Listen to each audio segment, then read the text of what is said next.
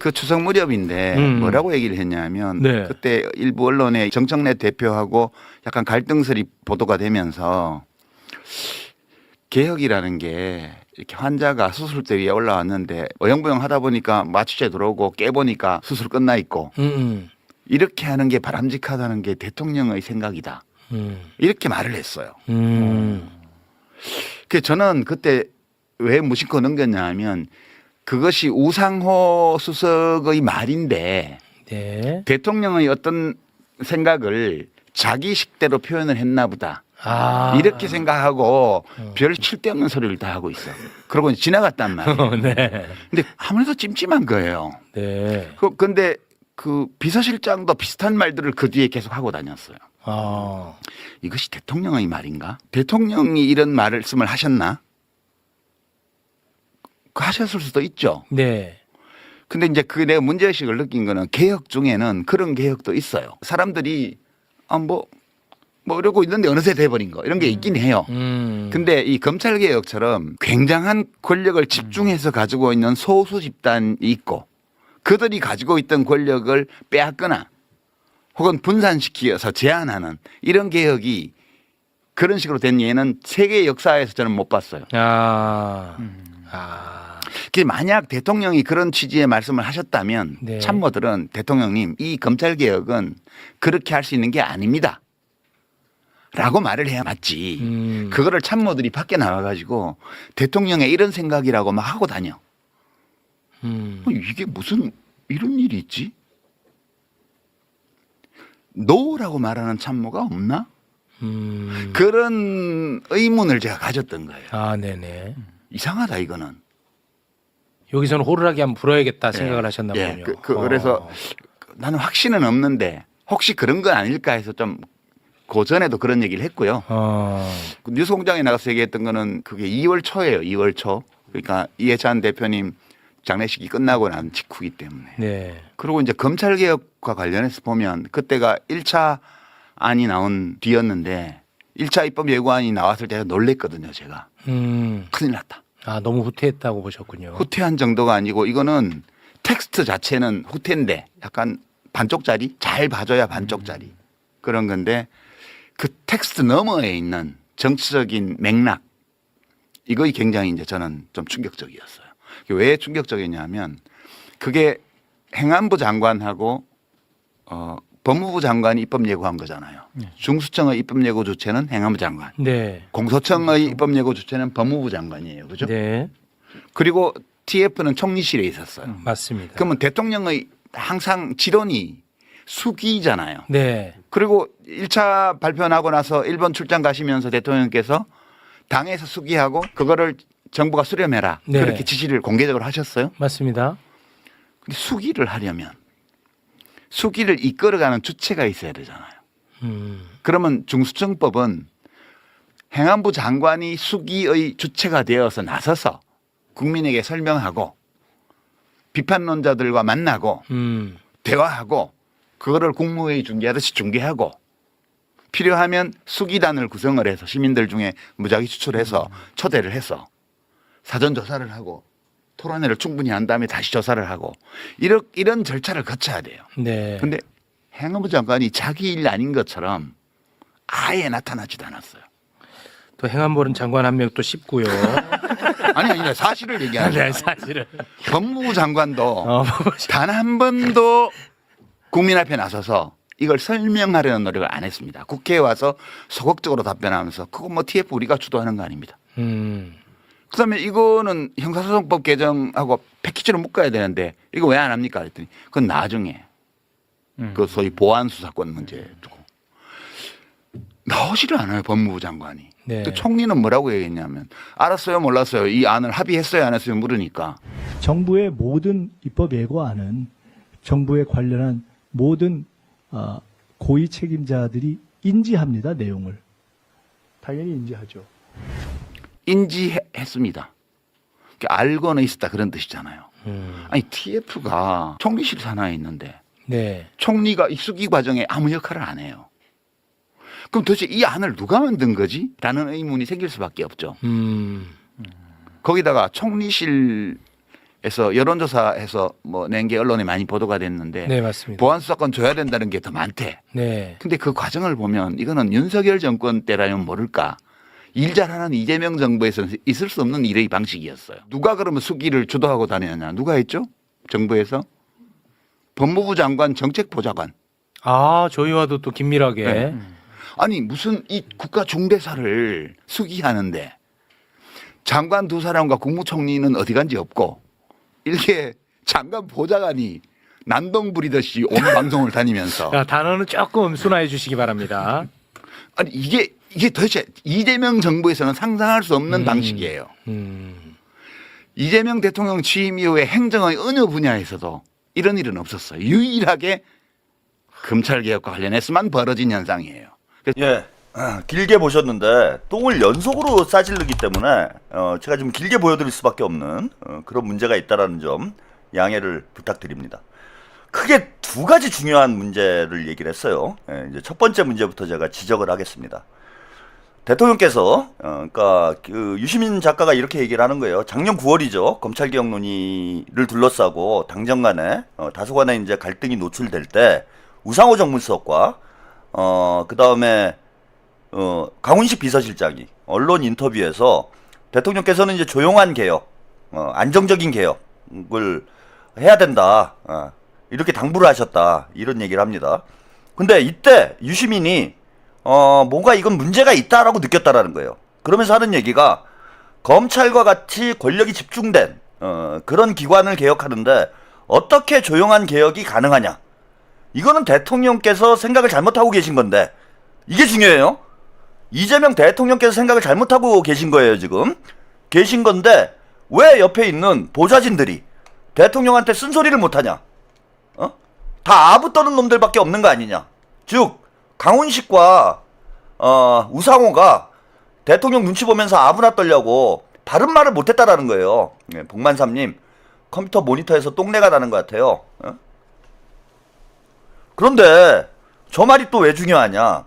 그건 본인 생각이에요. 예, 그 본인이 옳은 게 다 옳은 거예요. 아니 우상호 정무수석이나 강훈식 비서실장이 대통령의 조용한 개혁, 안정적인 개혁 노선에 대해서 동의를 했으니까 대통령의 뜻을 따라서 언론에 나와서 이야기할 수 있는 거지. 유시민하고 생각이 똑같아야 무조건 개혁은 시끄러운 거야. 검찰을 개혁하는데 어떻게 조용할 수 있어. 검찰 개혁은 그냥 막 피비린내가 나고 난장판이 되고 노무현 때도 그랬고 문재인 때도 그랬는데 왜 이재명 때 어떻게 개혁이 조용할 수가 있어. 조용할 수도 있지. 잘하면은.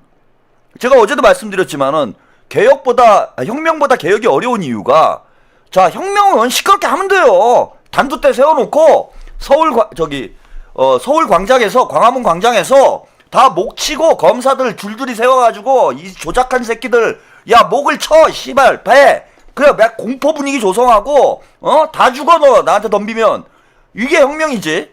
근데 개혁은 그게 아니야. 이게 지금 좀 잘못돼 있는데요. 우리나라 지금 검찰 제도 자체가 좀 잘못돼 있는데 국민 여러분 이렇게 바꾸는 게 좀 좋지 않을까요? 뭐 해가지고 하나하나 바꿔 나가는 게 개혁인 거예요. 그럼 본질적으로 혁명은 시끄럽고 개혁은 개혁이 저는 전혀 시끄럽지 않은 개혁이 있다라고 보는 건 아닙니다. 근데 혁명에 비해서는 상대적으로 조용한 게 개혁인 거예요. 근데 개혁 중에서도 보다 안정적이고 조용하게 개혁을 할 수 있다면 그건 유능한 거예요. 그죠? 개혁을 안 했다. 그러면 무능한 거지. 그지? 개혁을 안 했으니까 조용하다. 이재명 대통령님이 그냥 검찰을 놔둬. 그리고 검사들하고 짬짬이 해가지고 야, 내 개 노릇을 하면은 내가 검찰 니들의 권력을 계속 유지시켜 줄게. 우리 같이 야합해가지고 이재명 정부를 우리 검찰이 좀 뒷받침해줘. 그럼 니네들 밥그릇은 내가 챙겨주겠어. 이래 검찰 개혁을 안 해. 그러면은 그거는 그런 말이 나올 수도 있어. 야, 말로 조용하게 개혁을 한다고 하더니 결국은 검찰하고 야합을 해가지고 검찰 기득권을 유지시키는 거 아니냐. 자신의 정치적 이해관계 때문에. 네? 다만세 소년님, 예, 최한우 아저씨는 항상 옷이 단정해서 좀 김어준은 너무 지저분함. 김어준은 옷을 안 갈아입어요. 예. 브랭크님 전교 1등은 조용히 티 안 내고 공부한다. 그러니까 본인이 하는 말이 다 옳으냐라는 거예요. 본인의 의견은 얘기할 수 있다라는 거예요. 유시민 작가 볼 때 내가 볼 때는 조용한 개혁이 있을 수가 없다. 그런 면에서 대통령의 뜻이 과연 현실에 실현될 수 있겠느냐 뭐 이런 얘기는 할 수 있겠지만은 아니 본인과 생각이 다르다고 해서 우상호하고 강훈식은 간신배다 이런 얘기를 할 수 있어요? 그건 아니잖아. 그건 아니잖아. 그리고 더 중요한 문제는 제가 이게 권력투쟁이자 노선투쟁이라고 말씀드렸잖아요. 그러니까 유시민과 친문 386들의 사고가 저런 사고예요. 야 씨발 싸우지 않고 우리가 해결되는 게 없어. 무조건 들이받아 씨발. 개혁은 싸움이야. 그래서 그 정청래가 그런 얘기 했잖아. 대통령은 일하십시오. 저는 싸우겠습니다. 그리고 막 들이받은 거 아니에요. 이게 지금 친문과 386들이 정치를 바라보는 시각인 거예요. 그러니까 한마디로 말씀드려서 운동권 마인드를 나이 60이 먹도록 20대 때 사고방식을 나이 60이 먹도록 조금도 변하게 없는 거야.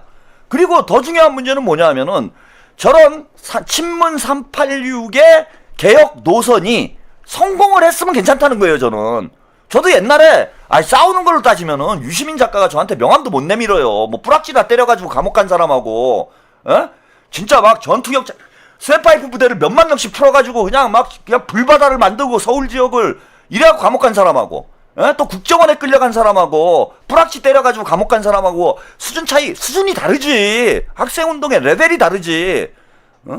물론 뭐 유시민 작가 때는 이제 가서 뭐 고문도 좀 당하고 뭐 그런 시절이긴 했으니까 그때 우리 선배님들이 고생하신 건 이제 또 인정은 합니다. 근데 클래스가 다르죠. 노는 클래스가.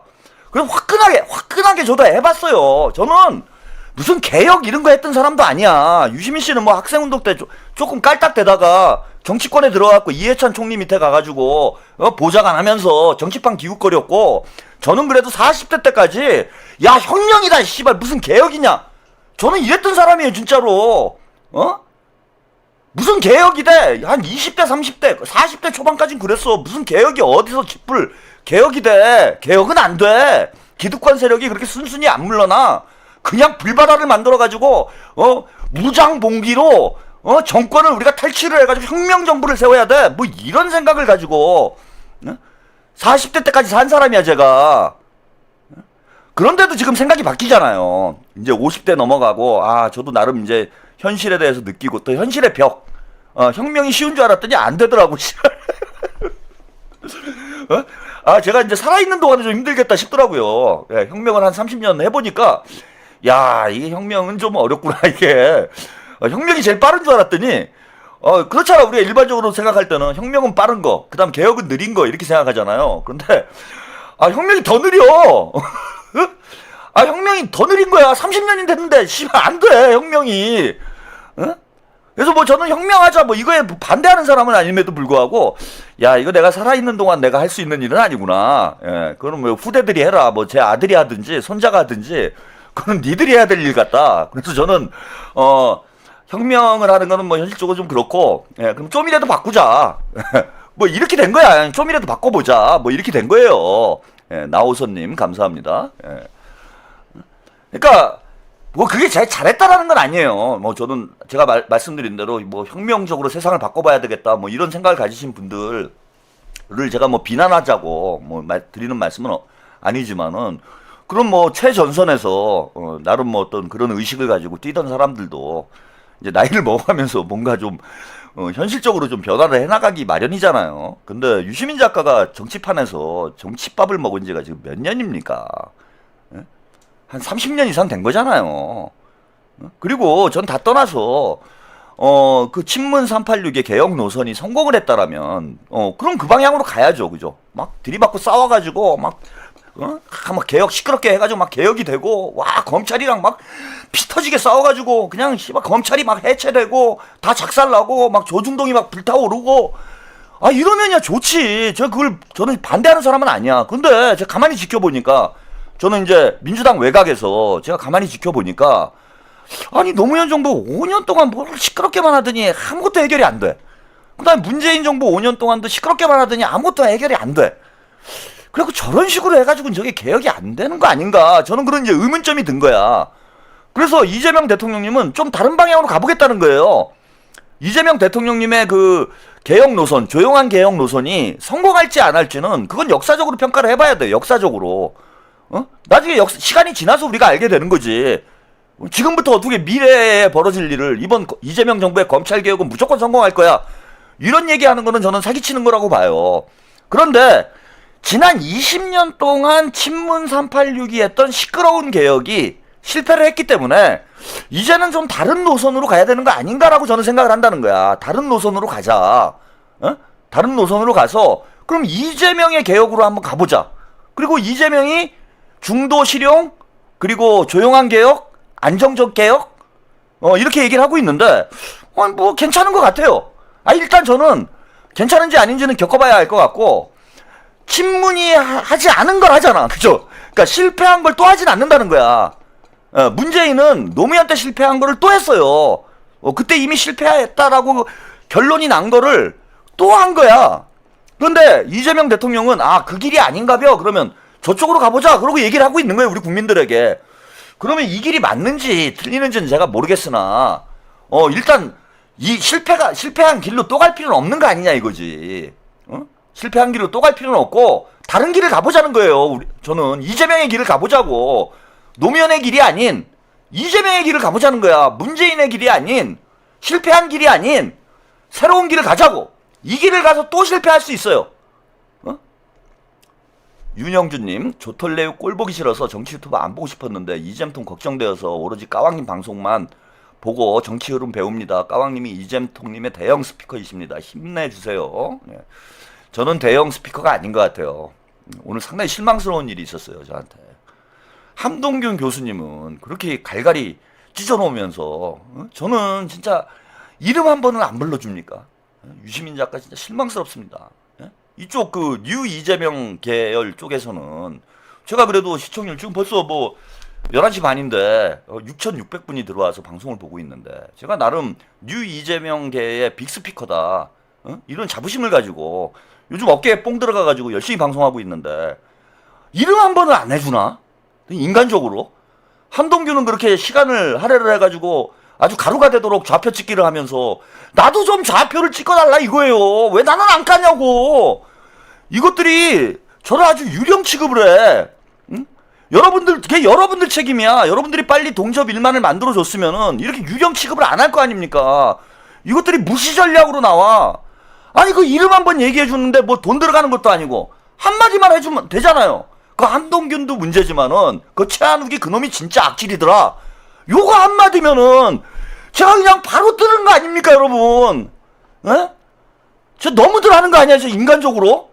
아니 이렇게까지 까는데 아니 그 지금 대한민국 최고의 유행어 문조털레 조털레유의 창시자 에? 그리고 여기 웬만한 거는 제가 다 만들었어. 사실 요즘 그 문과 쪽의 유행어는 제가 거의 다 만들었잖아요. 뭐 털레반을 비롯해서 뭐 털시민, 뉴시민, 뭐 변실금, 요실금 뭐 다 내가 만들었어. 근데 한 번은 안 하냐고 이것들이. 방송은 몰래 와가지고 도둑 시청하면서 이 새끼들이 슈퍼챗 유시민 왔지 또 여기. 유시민 알면서 이래 진짜. 내가 뜰까봐. 내가 뜨면 무섭지. 솔직히 아주 철저히 무시를 하는데 아주 기분이 안 좋았습니다. 그래서 저는 다시 하바리의 정신으로 돌아가기로 했어요. 응? 빅스피커의 어떤 사회적 책임감을 가지고 방송을 해야 되겠다 제가 그런 말씀 드렸는데 아직 멀었구나 나는. 빅스피커가 유시민 작가가 나를 불러주었을 때 그때 바로 빅스피커가 되는 거구나. 우리 그 김춘수 시인의 꽃 어제 꽃청래 제가 말씀드렸잖아요. 그대 이름을 불러줬을 때 꽃이 한 송이 꽃이 되는데 씨발 안 불러주는 거야 내 이름을. 씨발 입에 금태 둘렀어 유시민? 그렇게 비싼 입이야 그 입이? 그거 한번 불러주는 게 그렇게 어려워? 그리고 닦아놓고 뭐 함동균 박사가 요즘 뭐 방송 잘하는 거 제가 인정을 합니다. 요즘 인기도 좋고 좋아요. 응? 근데 아니 시청률로 보나? 응? 그 다음에 강도로 보나? 내가 더 악질이고 나야말로 진짜 갈라치기 세력이고 저야말로 리박스쿨 아닙니까?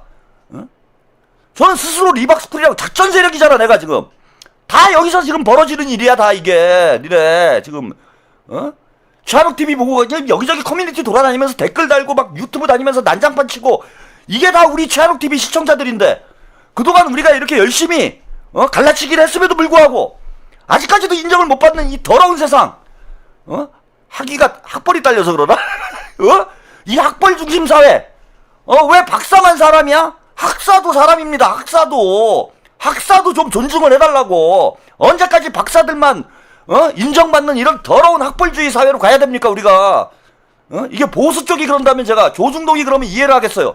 학벌주의를 타파해야 된다, 지역주의를 타파해야 된다, 이런 얘기하면서 박사만 인정하고 학사는 인정을 안 하냐고. 기분 나빠 씨. 아유, 제가 무서운가 봐요, 그죠? 응? 아이고, 아무도 나를 건들지 못해. 저는 사실 좀 건드려라 이런 것도 있어요 지금. 왜 그래야 뜨거든. 이거 흔히 어그로 끈다 그러잖아. 그리고 뭐 예컨대 그 최한욱 TV라는 데가 있는데, 김어준이 만약에 내일 방송에서 그 최한욱 이라는 사람이 있는데 그거 뭐 문조털레 막 이런 거 만들고 이 사람은 갈라치기 주범이다. 이 새끼 죽여야 된다. 뭐 그런 얘기 한마디 해주면은 사실 뭐 이제 뭐 똥파리들이 뭐니 막 몰려와가지고 그 뭡니까 뭐 좀 시끄럽겠지. 시끄러울 수는 있어요. 근데 이게 비즈니스적 관점에서 보면은 복만상님, 까왕님 청래처럼 꽃을 한번 들던가 하바리로 돌아가신다길래 용기 내어 말해봅니다. 아니 그렇잖아요. 김어준이 한번 탁 해주면은 똥파리도, 저는 철학이 아주 분명합니다. 봉화혁명님 꽃을 털어준 할코. 저는 아주 뭐 비즈니스적 관점이 투철한 사람이에요. 똥파리도 시청자다. 이게 철학이야. 씨발 뭐 똥파리가 보는 거는 뭐 시청률이 아닌가? 똥파리도 시청자다. 똥파리도 광고를 보면은 수익이다. 똥파리도 수익이다. 이게 저 철학입니다. 똥파리 대환영이에요 저는. 똥파리 탈레반 다 환영이야. 그리고 가끔 이렇게 똥파리들 탈레반들이 들어오면은 중간중간 또 스트레스 해소용으로 제가 써요. 방송하다가 스트레스 쌓이면은 채팅창 싹 보다가 요 탈레반 하나 걸렸네? 그러면 막 욕짓거리 하고 그러잖아. 그거 일부러 그러는 거야. 스트레스 풀라고. 그래서 똥파리도 대환영이야. 뭐 똥파리는 시청자 아닙니까? 똥파리는 시청률이 안 잡혀요. 똥파리는 광고 안 봅니까? 똥파리도 수익이지. 그래서 김어준이 한번 탁 불러줄 기만을 제가 기다리고 있어 지금. 그냥 계속 자극을 하는 거야 제가. 어딘간 내 이름을 한번 불러주겠지. 김어준이 한마디만 해주면은 그냥 시청률이 빡, 구독자 빡. 대박인데 이거 눈치를 까고 저를 완전히 무시 전략으로 나가고 있어요 이거 진짜. 기분이 나쁘고, 우리가 좀 더 분발을 하자. 더 분발을 해가지고 진짜 감당이 안 될 정도의 이런 수준이 돼가지고 제 이름을 불러줄 때까지, 유시민이 저의 이름을 불러줄 때까지 우리 모두 분발을 합시다. 무한님, 까왕, 최한욱 그 이름 석자 한 번만 언급해줘라.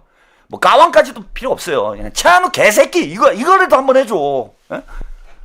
김어준이 좀 그러면은 우리 조우기가 좀 하자. 최한욱이 개새끼, 최한욱이 씹새끼, 그냥 막 욕을 해줘. 나를 욕 먹고 싶어. 제발 좀. 그러니까 오늘 좀 사실 그게 좀 오늘 제일 화가 난 건 그거예요. 사실 뭐 여러 가지 내용들도 화가 나지만은 제일 화가 난 거는 그거 한 박사님은 여러 번 얘기하더만. 그동안 그래도 이쪽 판을, 이 털가 쪽에는 제가 원조 맛집 아닙니까? 털가 얘기를 개척해온 저를 무시를 하고 한 박사만 물어뜯는데 상당히 기분이 안 좋았어요. 아무튼 저는 이런데 좌절하지 않고 유시민이 언급할 때까지, 털보가 깔 때까지 제가 계속 가겠습니다. 하여튼 뭐 안정적 개혁 노선 얘기하다 약간 옆으로 돌았는데, 이게 이제 또 하나 이제 주목해 봐야 될 거는 그 이재명 대통령님이 어제 그제 초선 의원들 청와대에 초청해서 만찬을 했잖아요. 근데 다시 한번 얘기를 했잖아요. 다시 한번 얘기를 했잖아. 안정적 개혁을 해야 된다. 이 얘기를 다시 한번 강조를 했습니다. 오히려 이게 소란스럽게 만들어서 역풍이 돼가지고 반동 세력들이 결집을 해서 혁명이 실패하는 이런 역사가 많았다라는 이런 역사적 경험에 대해서도 유시민이 뭐 세계사에 이런 경우를 못 봤다, 조용한 개혁을 하는 경우는 못 봤다라고 주접을 떨지만, 이재명 대통령님께서 그 반대의 경우도 얘기를 했어요.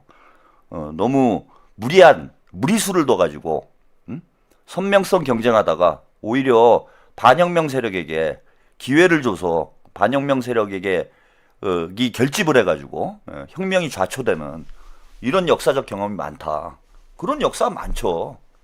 프랑스 대혁명만 봐도 그렇잖아요. 파리 꼬뮌도 그렇고 뭐 다 유명한 프랑스 대혁명과 관련해서 뭐 유명한 얘기지만은 로베르스피에르인가요? 예, 로베르스피에르. 예. 공포 정치, 예. 지나친 이제 혁명주의 노선이 오히려 반혁명을 불러일으켜서 혁명이 좌초되는 이런 결과로 왕당파가 다시 득세를 하는 이런 결과로 이어졌잖아. 그리고 이게 무슨 뭐 프랑스 대혁명이니 무슨 뭐 세계 혁명사니 이런 거창한 얘기 안 하더라도 우리 지금 민주당의 집권 역사만 봐도 그렇잖아요. 응? 노무현 정부 시절에 뭐 개혁하겠다고 요란하게 떠들었지만은 결국 보수 세력이 역결집해가지고 정권 뺏겨가지고 10년 동안 암흑기를 보냈어. 문재인 정부 때도 마찬가지잖아.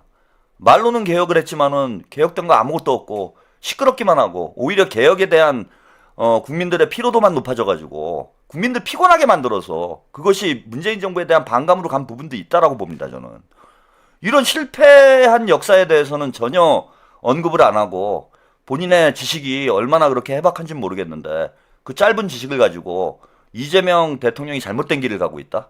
그리고 그 잘못된 길을 지적하는 사람이 아무도 없고 간신배들만 청와대 득식을 거린다? 이따위 얘기를 할 수 있습니까? 그리고 어제도 얘기를 하셨는데 그럼 이재명이 지금도 잘못된 길을 가고 있는 거네요. 그죠? 그래서 제가 본질적으로 노선투쟁이자 권력투쟁이자 노선투쟁이다라고 말씀을 드렸잖아요. 이거를 이제 구체적으로 말씀을 드리면은 자 이제 이거예요. 유시민의 표현을 빌으면 유시민의 시끄러운 개혁과 즉 친문 386의 시끄러운 개혁, 싸우는 개혁, 그 다음에 이재명의 조용한 개혁, 안정적인 개혁 이 두 가지 노선이 충돌하고 있는 거예요. 이걸 제가 뭐 정치 이론으로 정리를 해드리면은 이재명의 중도 실용주의 노선하고 친문 386의 진보 개혁 노선이 충돌하고 있는 거예요 지금. 그래서 이재명 대통령의 노선 자체가 마음에 안 드는 거예요. 유시민은 그렇게 보셔야 되는 거야. 본질이 그거야. 그래서 뭐 반명이라는 얘기도 반명이라는 얘기도 나오고 그러는 거예요 지금. 유시민 씨는 본인은 내가 무슨 반명이냐 그러고 사실 그리고 유시민을 반명이라고 얘기한 사람도 없어요. 본인이 괜히 긁혀가지고 저러고 있는 거지. 누가 유시민 반명이라고 했습니까? 친문이라고 그랬지? 조털레요라고 그랬지. 족바라고 그랬지. 우리가 뭐 반명이라고 그랬어? 모르겠어. 뭐 딴 분들은 그런 얘기 한 적이 있는지 모르겠는데 저는 유시민한테 반명이라고 얘기한 적은 없어요. 그냥 족바라고 그런 거 아니야? 조털레요? 계속 털레요? 이랬지. 제가 언제 반명이라고 그랬어요? 족바라고 그랬지. 그리고 지금 외견상 반명은 있을 수가 없어요. 왜? 이재명 대통령의 지지율이 압도적이고 이재명 대통령의 어떤 뭡니까? 이 견인력, 예, 이 그립이 강한 상황이기 때문에 집권 초기이기 때문에 노골적으로 누가 반명을 하나? 다 명팔이 하는 거지. 그래서 유권자들이 볼 때, 우리 당원들이 볼 때 친명과 반명을 구분하는 게 현실적으로 어려워요 지금. 그죠? 다 명팔이라는데 너도 친명 나도 친명. 아니 김어준도 친명, 최한욱도 친명, 다 친명이잖아. 최욱도 친명, 다 친명이에요. 다 친명이 코스프레를 하고 있기 때문에 속마음은 모르잖아 우리가. 뭐 최욱이 머리를 뚜껑을 따볼 거예요. 김어준이 뚜껑을 따볼 거야. 최한욱이 뚜껑을 따볼 거야. 몰라 누가 진짜 친명인지 아닌지는 그거는 역사적 과정에서 검증이 되는 것이지 지금은 모두 친명이기 때문에 친명이냐 반명이냐라는 프레임 자체가 의미가 없는 거예요 이거는. 그래서 저는 어떻게 표현을 하는 거냐, 친문이냐 아니냐야. 그죠? 친문이냐 반문이냐가 오히려 정확한 그 프레임이 된다라는 거예요. 정확한 그 구분점이 된다라는 거야. 친문이냐 반문이냐. 그래서 저는 명백히 반문이라고 얘기를 하는 거야. 그래서 민주당에 두 가지 부류가 있는 거예요. 친명, 친문. 친명, 친문이 있고 친명, 반문이 있는 거야. 반문까지는 아니어도 비문이 있는 거예요. 비문. 친명, 비문이 있고 친명, 친문이 있는 거예요. 이쪽을 뉴 이재명이라고 얘기를 하는 거고 친명, 비문을 여기는 그러니까 김어준 싫어. 아니 김어준 싫으면 잘못된 거예요 여러분? 김어준 싫어하면은 작전 세력이야? 김어준 싫어하면은 밀정이에요? 아, 싫을 수 있잖아. 싫은 것도 여러 가지 이유가 있잖아요. 정치적 입장이 달라서, 아니면 털이 족같아가지고, 생긴 게 마음에 안 들어서, 옷을 안 갈아입어서, 뭐 여러 가지 이유로 싫을 수 있잖아. 근데 김어준을 싫어하면은 그거는 다 이찍이고, 김어준 싫어하면은 다 뭡니까 저기 리박스쿨이고 이렇게 되는 거냐고. 말 같은 소리. 아니, 김어준이 무슨 세상의 기준이에요? 김어준을 기준으로 놓고 세상엔 두 가지 부류만 있는 거야? 김어준을 좋아하는 사람과 싫어하는 사람으로? 그리고 김어준 싫어하는 사람들은 이찍이고 김어준 좋아하는 사람은 일찍입니까? 일찍 중에도 김어준 싫어하는 사람 더 많아요. 문재인도 마찬가지고 유시민도 마찬가지고 뭐 조국이건 누구건 싫어할 수 있는 거야. 그게 뭐 잘못이야. 내 성향인데. 나는 이재명은 좋은데 문재인은 족같아. 그럴 수 있는 거지. 그게 왜 잘못됐냐고. 웃기는 소리들 하고 있어요. 아니, 그게 왜 뭐가 왜 갈라치기 세력이야. 이재명은 좋은데 문재인을 안 좋아하면 안 되는 거예요, 이게?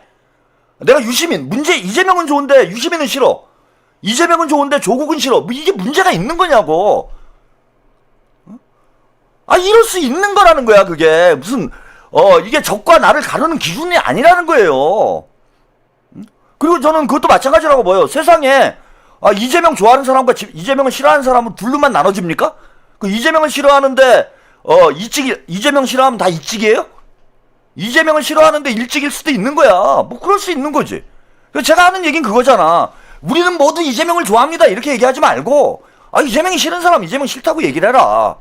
나는, 혹은, 이재명 대통령을 또 싫어한다라고 얘기하기가 좀 힘들면은, 그죠? 그럼 욕먹고 부담스러우면은, 그럼 나는 조국이 좋아. 이렇게 얘기를 하라는 거야. 나는 문재인이 좋아. 이렇게 얘기하면 끝나는 거잖아요, 이게. 나는 반명이다. 이렇게 얘기하라는 게 아니야. 저 십자가 밟기를 시키는 게 아니에요. 본인들이 좋아하는 사람을 좋아하면 된다라는 거야. 그러니까 명빠는 나 명빠예요. 얘기하고, 문빠는 나 문빠예요. 얘기하고, 조빠는 나 조빠예요. 얘기하라고. 지금 무슨 조선시대 신분제 사회입니까? 왜 아버지를 아버지라고 못 불러? 제가 누차 말씀드리지만은, 문조털레가 욕이에요? 지 이름들 불러줬는데, 지들 이름을 내가 매일 불러주고 있는데, 문조털레가 욕이냐고. 야, 김어준이, 야, 이 최한우가, 이러면 그게 욕이 돼, 저한테? 땡큐지? 나 문재인을 문재인이라고 부르고 조국을 조국이라고 부르는데 그게 왜 욕이 되냐고. 응? 예, 얘기가 좀 이런 식으로 하면은, 오늘 밤을 완전히 새버리는, 지금 영상 한 개를 보고 지금 얘기를 하고 있는데, 이게 지금 다 얘기한 것도 아니에요. 더 중요한 얘기 뒤에 나오는데, 그 얘기는 안 했습니다. 근데 아무튼 지금 이재명 대통령의 안정적 개혁 노선에 대해서 유시민은 지금 잘못됐다라고 생각을 하고 있는 거예요. 그리고 저는 지금 저 문조털레 브레인이 유시민이구나 그런 생각이 들었어요. 오늘 이 방송을 보면서 누가 브레인일까? 그러니까 문조털레의 이데올로그가 유시민이구나. 저게 유시민 머리에서 나온 거구나. 검찰 개혁은 시끄러운 개혁, 조용한 개혁은 없어. 개혁은 시끄러운 거야. 시끄럽게 만들어야 돼. 근데 이재명은 조용히 할 수 있대. 그게 말이 돼?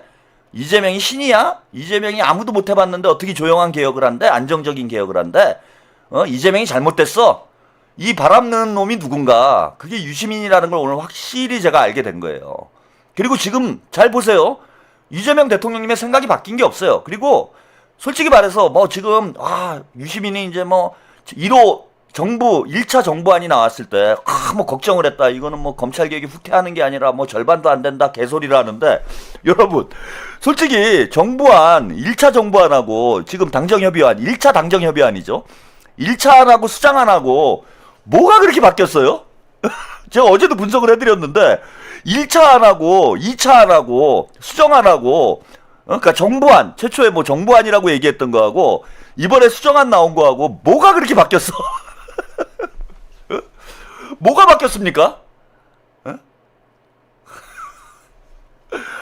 별 바뀐 거 없잖아. 본인도 그 얘기하대. 중수청법 45조 삭제된 거. 그거 안 하잖아. 그게 뭘 의미가 있어요. 저는 중수청법이 어쨌건 뭐 중수청이 공소청에 수사 통보한다라는 건데 그걸로 뭐 그래 뭐 뒷문이 열릴 수도 있겠죠. 예.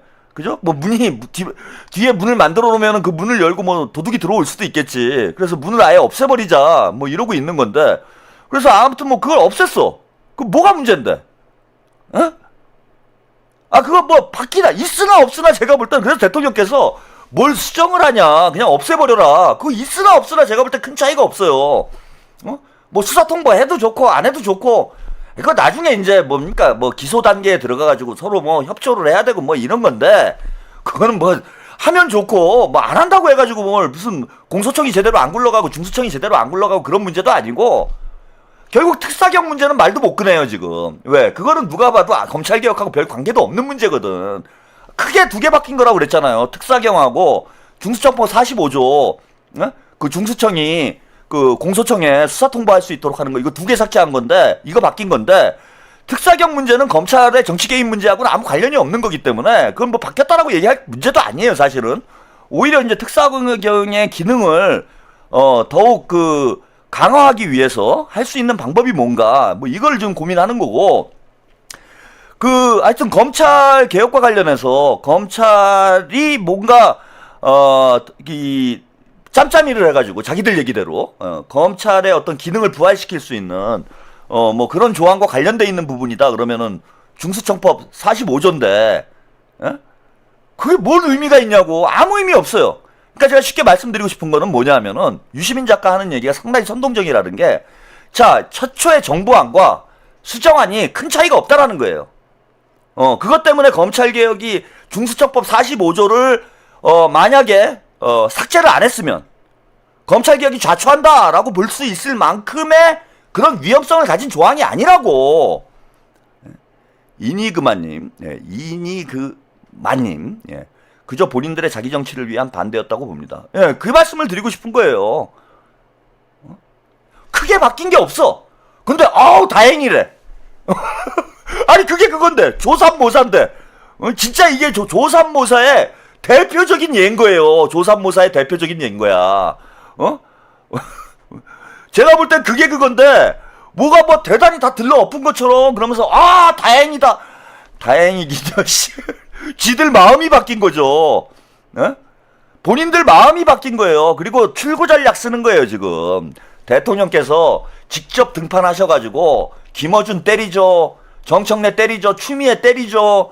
이러니까 지금 다 죽게 생겼거든. 그래 꼬리 싹 내리고 아 조금 살려주세요. 요것만 이라도 어떻게 좀 해주세요. 그래 몇 개 수정한 다음에 아 우리가 해냈습니다 여러분. 10대2인데 지금 우리나라 이번에 야구 대표팀이 10대0으로 졌잖아. 근데 10대0으로 지면 콜드게임이잖아. 근데 막판에 2점을 냈어. 그래갖고 9회까지 했어요. 우리가 해냈습니다 여러분. 젖잘싸 10대2로 졌지만 2점이 어딥니까? 우리가 해냈습니다. 김어준과 추미애, 김용민이 있었기 때문에 우리가 2점을 냈습니다 여러분. 10대0도 대단한 겁니다. 이 지금 어려운 상황에서 우리가 2점을 냈습니다. 10대2입니다 여러분. 이긴 겁니다 우리가. 이러고 있는 정신승리하고 있는 거예요. 지금 유시민이도 전 저러고 있다고 봐요. 본인이 그걸 모르겠어요? 윤영준님, 꽝님이 함동균 박사님과 유사시민을 한번 맞짱 토론을 기획해 보시면 어떤지요. 아마 대박 터질 듯. 최한욱 이름 석자 완전 임팩트 있을 듯. 낮에 녹화해서 옵니까 저한테? 우리 윤영준님은 순진한 소리를 하셔. 유시민이 지금 제 이름을 지금 입에 담기도 부담스러워하는 사람이 제가 뭘 오라 그러면 와요. 아이고 참. 그러고 있는 거예요. 한심한 거지 제가 볼 때는. 그 다음에 그 문제 과정관리 문제만 좀 더 얘기를 할게요. 그 얘기도 좀 길게 해야 되는데 이거 큰일 났네. 제가 오늘 영상이 오늘 치울동이 몇 개를 준비했냐면은 그 10개가 준비돼 있어요. 똥이 10동이 준비돼 있어 지금. 10동을 제가 준비해 놨어요 오늘. 근데 지금 1동이야 1동. 10동이 뒤로 9동이 뒤로 있어요. 근데 1동 했는데 1시간 1동 쌌는데 1시간이야 지금. 1동 치우는데 이거 좀 너무 문제네. 근데 똥을 너무 심하게 싸놓으니까 이 시간이 오래 걸릴 수밖에 없어요. 똥이 그 1시간 30분 동안 길게 똥을 싼 것도 있는데 똥을 길게 싼 것도 있는데요. 크게 싼 것도 있어요. 그러니까 길고 크게 싼 거야 이게. 그러니까 1동을 치우는데도 시간이 오래 걸려 이게. 10동 준비돼 있는데 똥이 이만해 지금 일동이. 근데 이거를 일단 10동을 싸놨어요. 일단 제가 준비한 것만 10동이야 지금. 이만한 게 10덩어리가 있는 거야 지금. 10덩어리가. 뭐 밤새 지금 끝날 상황이 아닌 거지 지금. 근데 아무튼 오늘 할 수 있는 데까지 해보고, 예, 그리고 12시 반까지만 하겠습니다. 이거 뭐냐면 계속 하려고 그러면 끝이 없으니까. 그리고 그냥 이번 주는 계속 할게요. 이번 주는 그냥 똥 치울게 계속. 10개니까 뭐 하루에 한 2개씩, 2-3개씩 계속 치워 나가도록 하겠습니다. 예. 푸른이른님, 똥차 처리반 까왕님 고생 많으시네요. 이걸 제가 확실히 짚고 넘어가야 되는 게 너무 거짓말들이 많기 때문에 디테일하게 여러분들한테 다 집어드리고 가는 거예요. 안 그러면은 이 털레반들이 이 유시민이 싸질른 똥으로 온 방을 다 똥칠을 해놓습니다. 온 방을 다 똥칠을 해놔요. 그래서 제가 여러분들한테 대응 논리를 준비를 해드려야 되기 때문에 아주 디테일한 부분들까지 제가 확실하게 짚고 넘어가기 위해서 좀 길게 말씀을 드리고 있다라는 거, 여러분들이 좀 양해 말씀 좀 드리고, 뭐 똥냄새가 좀 길게 가더라도 깨끗이 치우는 게 나아요. 깨끗이 치우는 게 나으니까 좀 여러분들이 버텨주시기 바랍니다. 참 전 좀 문제가 있다라고 생각을 하는 게 김어준하고 비슷한 상태라고 보는데, 본인이 인용을 했어요. 대통령님 말씀을. 이재명 대통령께서 당에서 수기하고 정부는 수렴해라 이렇게 말씀을 하셨다. 그런데 수기 주체가 어디냐 이렇게 얘기를 해요. 그죠?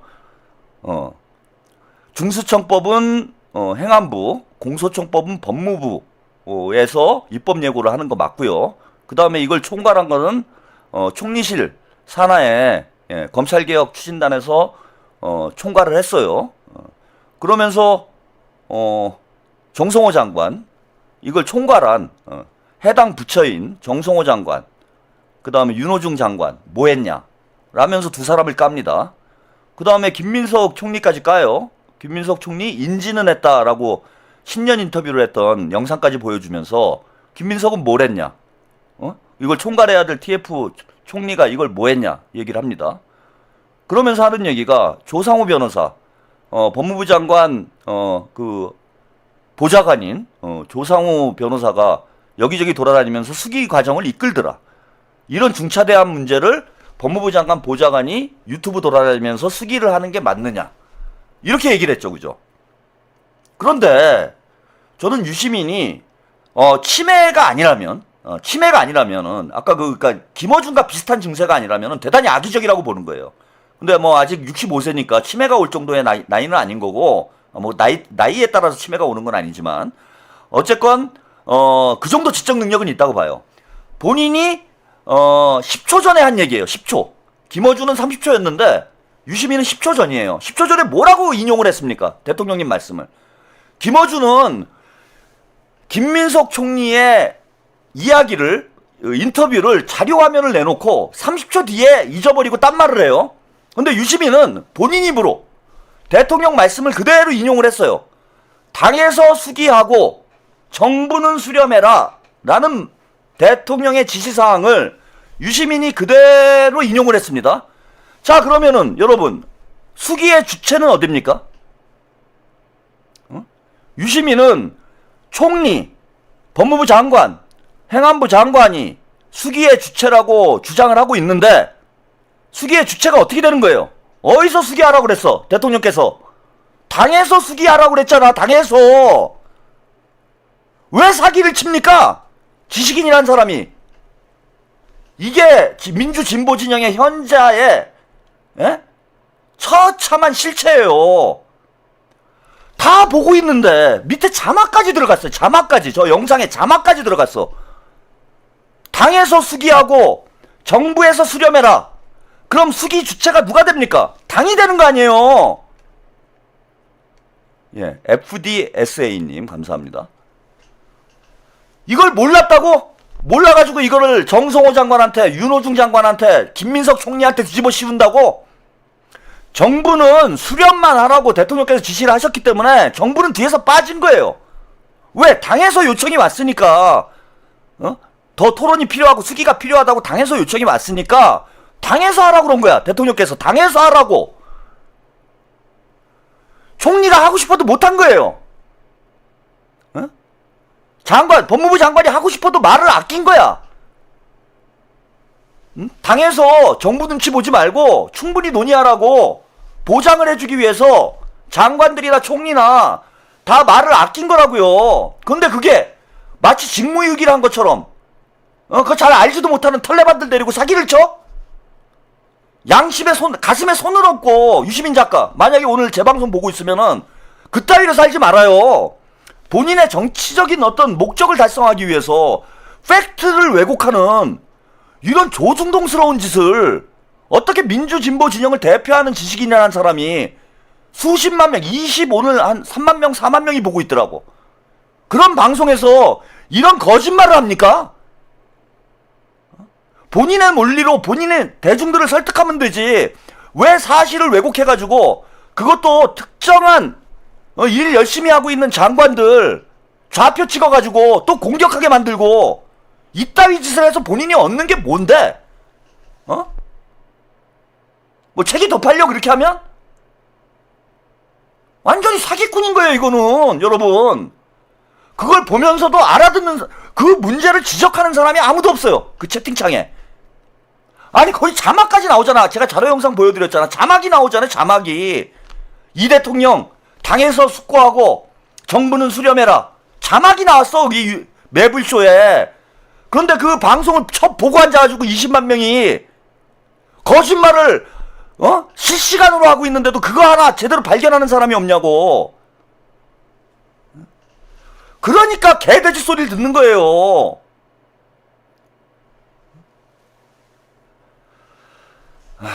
진짜 창피합니다. 진짜 오늘 부끄러운 민낯을 제가 본다고 그러잖아요. 유시민 작가랑 저랑 생각이 달라가지고 제가 비난을 하는 게 아니에요 이거는. 물론 생각도 다르지만은 최소한 지식인으로서의 최소한의 양심도 없는 상태가 됐다. 이거는 뭐 진중권이나 이런 애들이 할 짓이지. 아니 그리고 본인이 진짜 무슨 출세를 하고 싶고 인기를 끌고 싶고 뭐 그런 욕망을 막 뭐 품어야 될 그런 나이도 아니잖아 이제는. 닦아놓고 은퇴해야 될 나이 아닙니까? 근데 저는 무슨 뭘 부귀 영화를 누리려고 저렇게 거짓말까지 해나가면서 선동을 할까? 정말 참 처참하다 한마디로 그런 생각이 들었습니다. 그리고 여러분들도 이런 거짓 선동에 현혹되지 마시고요. 그리고 당이 주체였고 이거 잘 보세요 여러분. 당에서 수기를 해라 이렇게 얘기하신 게 민주당에서 유시민은 그 조상호 변호사가 유튜브 다니면서 뭐 격에 안 맞게 뭐 설치고 다닌다 뭐 이런 식으로 얘기를 했는데 조상호 변호사가 왜 유튜브에서 설치고 다녔을까요? 네?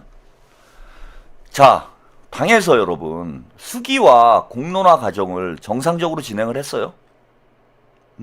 토론회라도 한번 열었습니까? 의원총회 얘기하는 게 아니에요.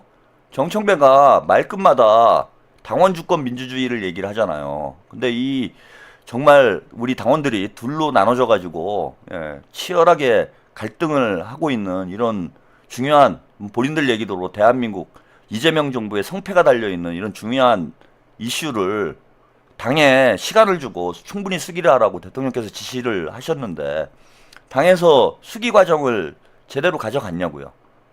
민주당에서 공청회를 한 번 했습니까? 토론회를 한 번 했습니까? 정청래가 밀실에서 다 진행한 거 아니에요. 의원총회에서 공개 토론회 했어요? 응? 뭘 했습니까? 여러분 이 공론 과정에 유튜브 방송은 당이 하는 게 아니잖아요. 그 유튜브 방송도 대단히 일방적으로 진행이 됐잖아. 조상호 의원이 얼마나 깝깝하면은 보좌관이 그러고 돌아다니겠어요. 은성님 우리 부모님이 참 억울하겠다는 생각이 드네요. 몇십 년 속고 사셨으니 개돼지로 사셨을 테니 지금은 그래도 이렇게 팩트를 지적해 주시는 분이 계셔서 우리는 참 다행입니다. 최한욱 고마운 줄 아셔야 돼요. 여러분들 소중한 줄 알아야 돼. 최한욱이 귀한 줄 알아야 됩니다. 이런 걸 하나하나 지금 지적해 줄 수 있는 사람이 없잖아요. 조상호 보좌관이 지금 어쩔 수 없이 한 이틀 정도 진짜 너무 일방적으로 여론 몰이가 진행이 되니까 아니 닦아놓고 김어준이 저 같은 사람 방송에 불러가지고 토론 붙였어요? 응? 지금 최욱이도 최근에 조상호 보좌관 한 명 한 번 출연한 거 있지. 지금 이 검찰개혁안과 관련해서 문조털레하고 생각이 다른 사람들을 불러가지고 그 치열하게 토론을 하고 공방전을 벌이고 이렇게 했냐고. 그냥 형식적으로 한번 불러가지고 구색 맞추고 김어준은 아예 뭐 반대 의견을 가진 사람 부르지도 않고 이게 공론합니까? 이게 수기 과정이에요, 여러분? 그리고 그래 유튜버들은 그럴 수 있어요. 자기들 뭐 비즈니스니까 자기들 편한 대로 하는 거지. 그러면 당에서는 공개적으로 당원들이 참여할 수 있는 토론을 했어야 될 거 아니에요. 근데 정청래가 의원총회에서 도대체 6번을 했다는데 무슨 얘기가 진행되고 있는 건지 어떤 의견이 나온 건지 찬성은 누가 했는지 반대는 누가 했는지 반대 의견의 취지는 뭔지 찬성 의견의 취지는 뭔지 여러분 한 번이라도 들어봤어요? 의원총회를 6번이나 했다는 얘기도 전 처음 들었어요. 그리고 추미애가 동의를 했다는 얘기도 처음 들었습니다. 이게 수기예요? 니들끼리 하는 게 수기야?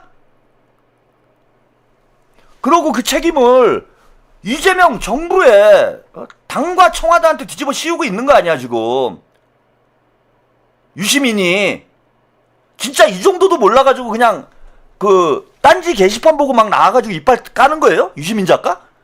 이 정도면은 본인이 접하는 매체가 뉴스공장하고 딴지 게시판밖에 없다라고 볼 수밖에 없어. 이 정도로 상황 파악이 안 되면은 전혀 사실과 다른 얘기를 하잖아요. 유시민이.